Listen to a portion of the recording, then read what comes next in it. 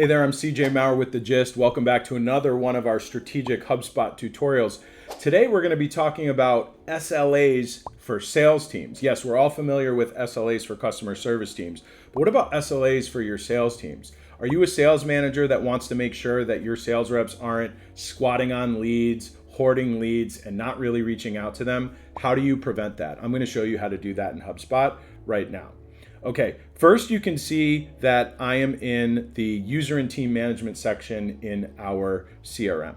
And if you want to go deeper into the best ways to manage your users and your teams and your permission sets, we created another video for that dives really deep into all of the options that you have when creating and managing individual users and teams.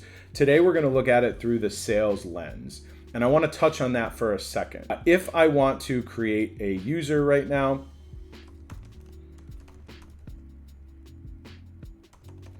I'm going to create an email that doesn't exist. I'm going to give them a seat assignment. I'm going to give them a sales professional seat or starter or enterprise or whatever you have.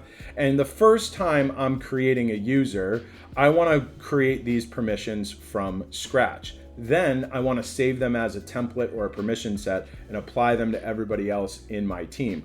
But when it comes to sales, the first thing that you need to do is figure out what your users have permission to do and not do. Some sales leaders allow their entire team free reign in the CRM, meaning every member of the sales team can view, edit, and communicate with every single record, every single lead in the CRM.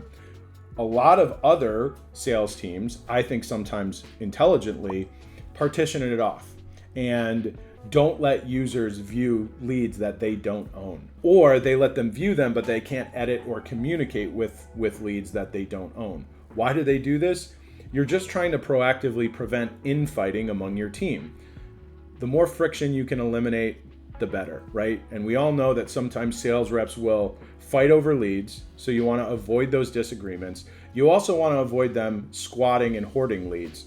So it actually starts with permission. So first of all, you need to decide what type of access you want, right? I'm personally a fan of letting sales reps view everything, but only edit the contacts that they own, and then also only communicating with contacts that they own. That way you just eliminate that right out of the gate. Okay, great. Now, what happens when a sales rep decides to block off a couple hours in the afternoon and import a bunch of leads that probably other members of their team would like to call, and they don't really place all of the activity, or maybe their rate of reaching out is not very fast? A lot of sales teams will also have what essentially amount to SLAs, but are rules for how we want our sales reps to conduct reach out. I'll give you two examples. One is, if you add a lead, we want you to reach out within a specific period of time.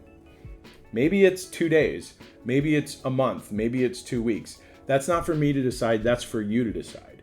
But it is very, very good to have one of those rules where a minimum time to make your first contact, and then how do you get your CRM to enforce it? It's actually very simple, right? If I go to the workflows, we created a folder called Sales Process Accountability, and we created some workflows here. So what I've done is I've created, first of all, a company-based workflow. And the reason why we created a company-based workflow and not a contact-based workflow is this. Oftentimes, especially in B2B sales teams, right, there are multiple contacts at a company that could be added, right? If you were to base it around a contact, what happens if a rep is placing a lot of activity on one contact, but not a lot of activity on the others? So it's very possible that there could be two contacts within the same company, one contact that hasn't been touched and the other contact that has.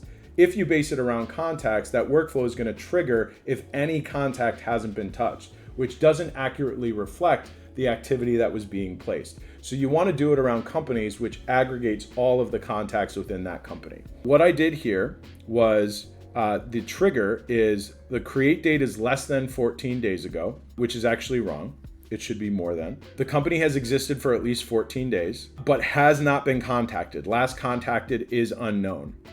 It is a lead and it's owned by the sales team. Now, this says admin. In my personal business, the admin team does the sales because we're a relatively small agency. But for you, that would be a sales team. So what we have here is there's a company that's owned by sales that's at least 14 days old, but still hasn't been. If you communicate that to your team, you're going to say, listen, if you don't create your first contact on a new lead that you add within 14 days, you're going to lose ownership.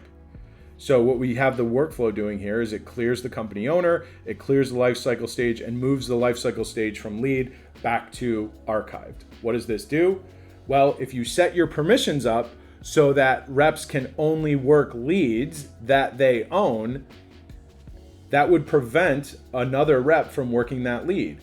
Well, now that the ownership has been cleared, it's opening up that lead for anybody to work. What you're doing is, one, you're not actually losing that lead. It is still valuable to have that prospect in your CRM, but now anybody else can go through and flip these, disqualified or archived leads in their name and actually work them.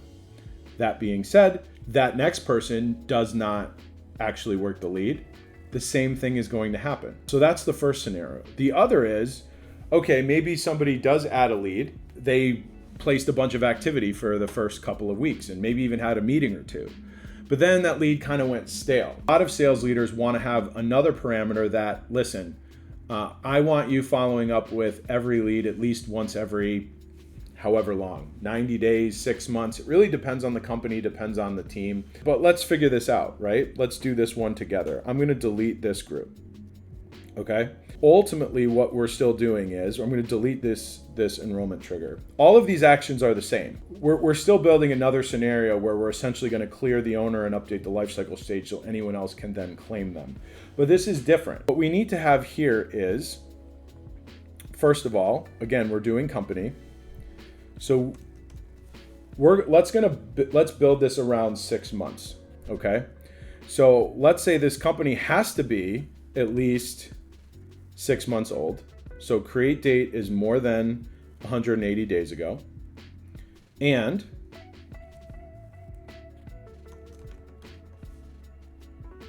last contacted is more than 180 days ago. So this is right here is very simple. The lead is at least 6 months old and hasn't been contacted for 6 months. Well, we got to add in a couple of more criteria. First of all, let's make sure that it's owned by the sales team. And again, we're going to say for us, it's admin. And what we also want to do is make sure that we're not enrolling clients or referral partners in this. We want to make sure this is any of our actual leads. And that's pretty good. But what if somebody had like a meeting scheduled or a task something coming up really soon? So the next thing that we can do is use the property next activity date is unknown. So not only have they not contacted anybody in the last 6 months, there is no meeting or task scheduled, right? Because you wouldn't want to, if a lead says, listen, I really like it, we're not ready now, call me in 6 months, I'll be prepared to meet with you then. And then the sales rep creates a task for 6 months or 9 months in the future. You don't want to penalize the rep for doing what they need to do to follow up with that account. So this is obviously no activity and nothing upcoming, nothing planned. Now you have 2 SLAs that your CRM is enforcing for you. 1, a minimum amount of time to conduct first outreach when you create a lead. 2, an ongoing, you must engage this lead at least every blank in order for it to stay in your name. Otherwise it gets cleared and it's fair game for anyone else to claim. That is the best way to adopt SLAs for sales. You can call it sales ownership rules. We have a number of clients that like to do that.